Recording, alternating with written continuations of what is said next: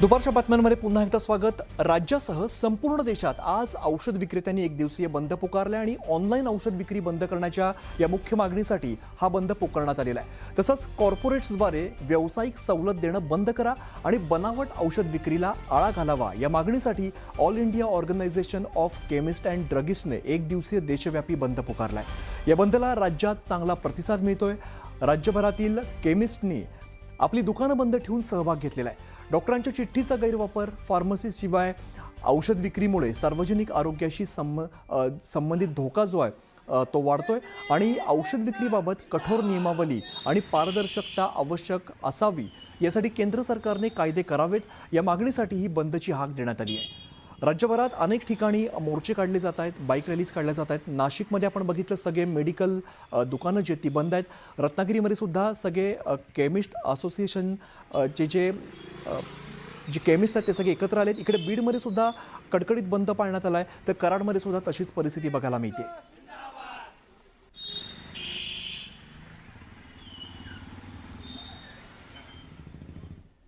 तर केंद्र शासनाच्या अन्यायकारक धोरणांविरोधात देशभरात आयोजित करण्यात आलेला केमिस्ट ड्रगिस्ट संघटनेचा व्यापार बंदला चंद्रपुरात सुद्धा मोठा प्रतिसाद मिळतोय। शहर जिल्ह्यातील सर्वच भागातील औषध दुकानं सकाळपासून बंद आहेत, तर ऑनलाईन औषध विक्री बंद करावी या मागणीसाठी आज मेडिकल असोसिएशनतर्फे बंद पुकारण्यात आलाय। या बंदला अहिल्यानगर जिल्ह्यातील औषध विक्रेत्यांनी प्रतिसाद दिलाय आणि जिल्ह्यातील बहुतांश औषध दुकानं आज बंद ठेवण्यात आली आहेत। तर सांगलीत सुद्धा औषध विक्रेत्यांनी जिल्हाधिकारी कार्यालयावरती मोर्चा काढत आपल्या मागण्या सरकारसमोर मांडल्यात। बंदमध्ये सांगलीतील जवळपास 4200 औषध दुकानदार जे आहेत ते सहभागी झालेत आणि भुसावळमध्ये देखील एक दिवसीय बंदला औषध विक्रेत्यांनी दुकानं बंद ठेवत प्रतिसाद दिलाय। चंद्रपूर, सांगली, भुसावळ, धाराशिव आणि अहिल्यानगर या ठिकाणी कडकडीत बंद पाळण्यात आलाय।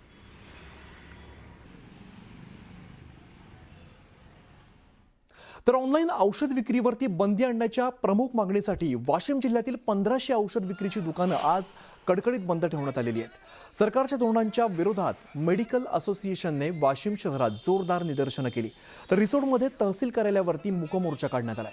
औषध विक्रेत्यांचा बंदमध्ये वाशिम जिल्ह्यातील सर्व 1500 औषध विक्रेते सहभागी झाले आणि मागण्या मान्य नाही झाल्या तर औषध विक्री बेमुदत बंद ठेवण्याचा इशारा यावेळेला संघटनेनं सरकारला दिलाय। तर वाशिम आणि मनमाडमधली आपण काही दृश्य बघतोय। राज्यभरात अनेक ठिकाणी हा बंद पाळण्यात आलाय।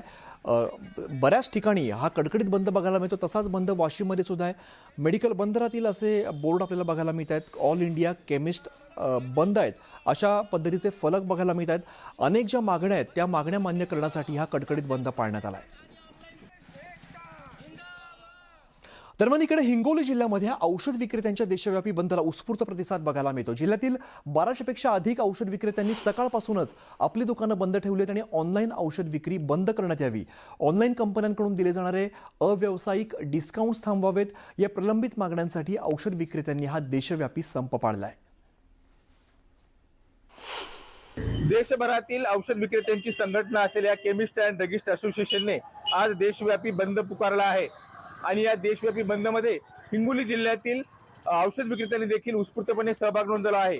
मी सध्या हिंगोली शहरातील सदर बाजार भागात असणाऱ्या मेडिकल लेनमध्ये आहे।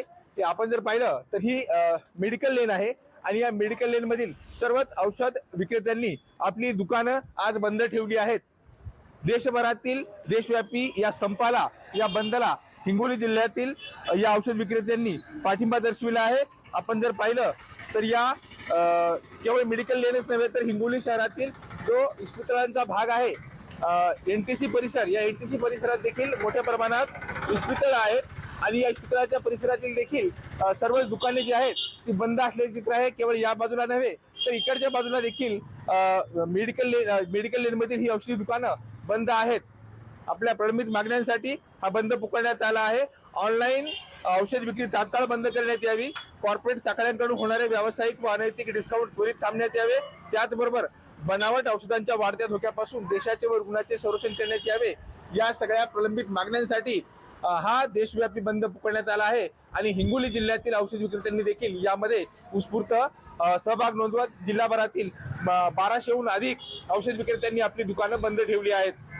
याचा रुग्णसेवेवर काय परिणाम होतो हे पाहणं देखील महत्त्वाचं आहे। मनीष खरात, न्यूज 18 मराठी, हिंगोली।